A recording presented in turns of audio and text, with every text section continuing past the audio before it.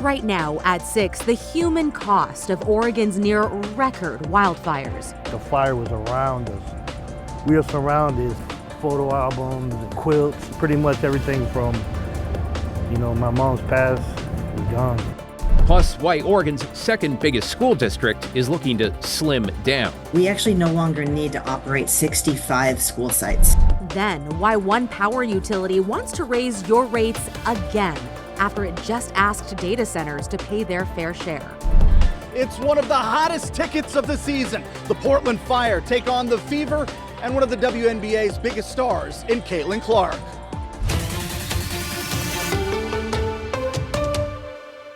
First here at 6, Oregon's near-record wildfire season is at risk of becoming even more disastrous. Thank you for joining us. I'm Christine Pitawanich. And I'm David Mulco. The National Weather Service issuing a red flag warning for the east side of the Cascades for most of Saturday, setting up the potential for rapid fire spread for new or ongoing fires. Our Celine Stevens is tracking that in a KGW weather impact alert. But first to our Jake Holter live in Madras near the bench fire, where, Jake, it appears fire crews are making progress. Yeah, that's right, Christine and David, and I want to direct your attention to what's going on behind me here. We have crews that are pumping water from the Deschutes River up the hill here to try to continue to work to extinguish these flames. And I have to say, I was out here on Sunday after the fire grew dramatically Saturday night. That's when one family lost their home, and I can tell you, at least from here on this northeastern side of the fire, it looks much more contained than it did then, but in the aftermath, just heartbreak for these families who have lost their homes.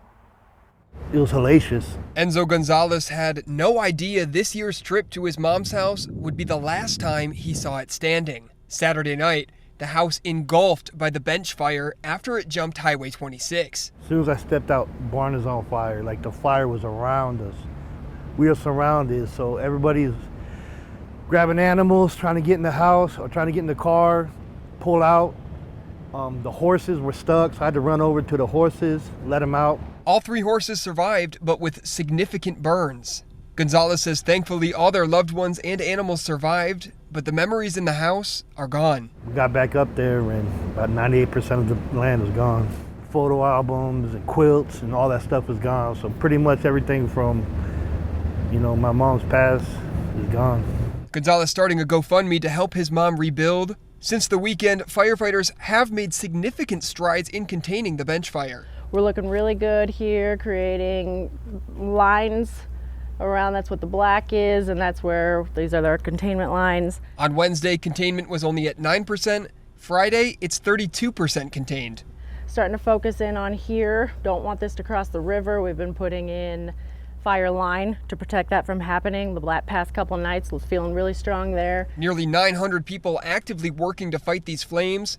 The biggest challenge with this fire, the wind. That we have to adapt to when the winds change, and that can happen throughout the day. That's not today it's one way, the next it's another way. It's changing. Firefighters staying intense at Madras High School, a community thankful for their hard work. And Command Crew 4 will be out here for at least the next 10 days as work to contain this fire continues. Back to you. Really feeling for those families and so appreciate the crews out there on the ground. Thank you for your reporting, Jake.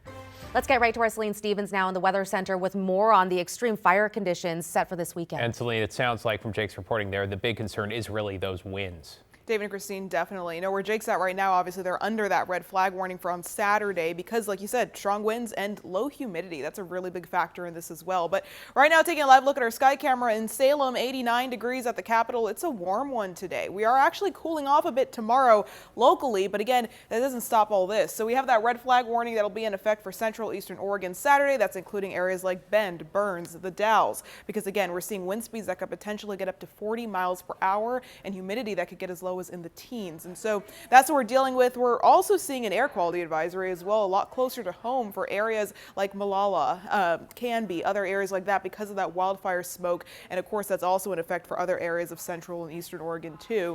And as you can see, that warning just goes all the way down south. So again, lots to look out for. And so here's the wind speeds that we're dealing with. Tomorrow morning, 23-mile-per-hour wind speeds in the Dalles, but then we get to Saturday afternoon, 39-mile-per-hour wind speeds in the Dalles, and it's not just them that's going to be dealing with winds that strong. And again, that's really just adding fuel to these wildfires that are continuing to pop up and even spread.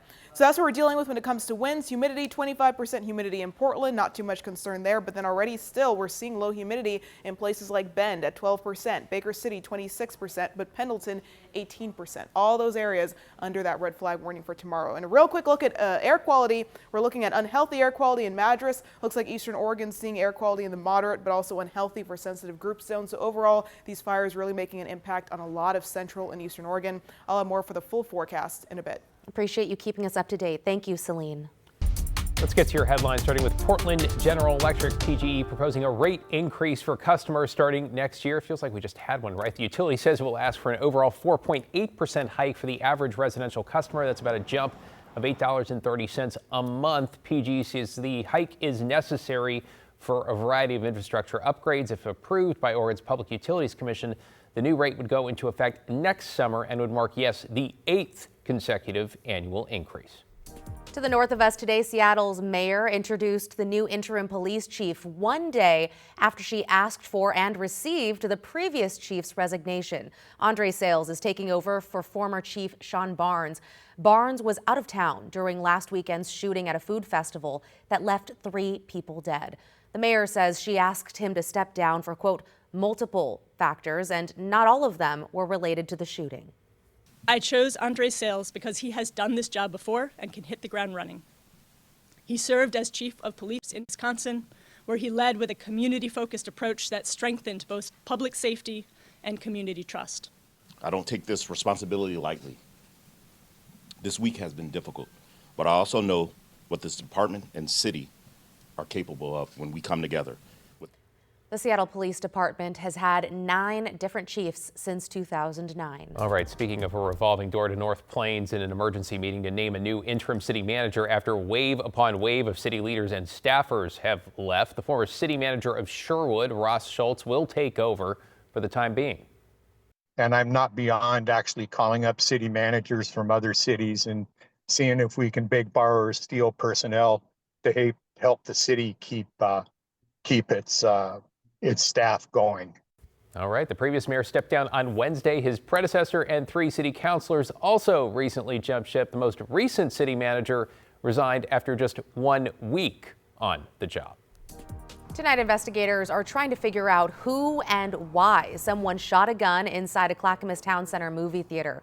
Deputies say they got multiple calls describing what sounded like a gunshot inside a Cinemark theater last night around 10 o'clock. They evacuated the theater and found evidence of a single gunshot. Deputies say they briefly detained someone at the scene, but then later released them. If you know anything, contact the Clackamas County Sheriff's Office. Now to the future of Moda and a live look there as we get a better idea of how the renovation funding drama, yes, it's been feeling like a daytime soap, will play out in public next week. Right now, the city and Blazers appear to be stuck around language in the current lease and concerns the team says the city could sue. So here we go. On Wednesday, City Council will dig into its opening offer for a deal to keep the Blazers in town. The team has called the offer, by the way, a non-starter. Then on Thursday morning, Multnomah County Commissioners are set to talk about and to potentially vote on the county's funding for Moda's upgrades. Remember, we need the county plus the city plus the state here to get a deal. And there is more. On Thursday afternoon, council will revisit the issue in light of what the county does or does not do. We'll keep you posted.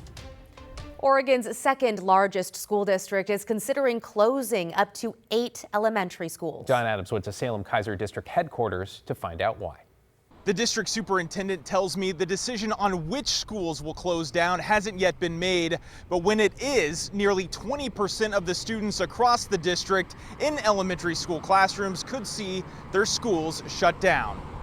We do have to be adaptive to change, We can't ignore the changes that are happening. Salem-Keizer Public Schools Superintendent Andrea Castaneda says a dwindling number of students in the district has led to the difficult decision to close up to 8 of its 42 elementary schools.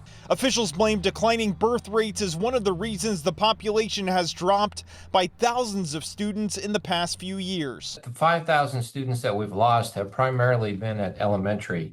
So that wave of the birth rate lowering that has driven this piece is really concentrated in that area. The buildings that will ultimately close will shut their doors prior to the 27-28 school year. We have a large number of schools that are far below their capacity, and we have room to absorb those students that we will move into those schools.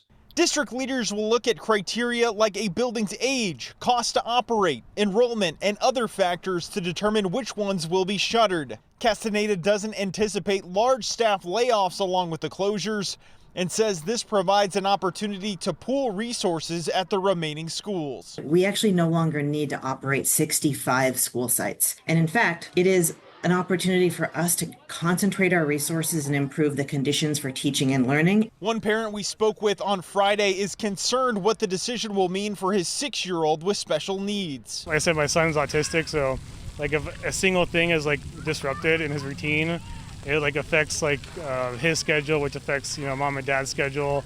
Officials say a list of potential school closures will be released in October, with a final decision being voted on by the school board in December.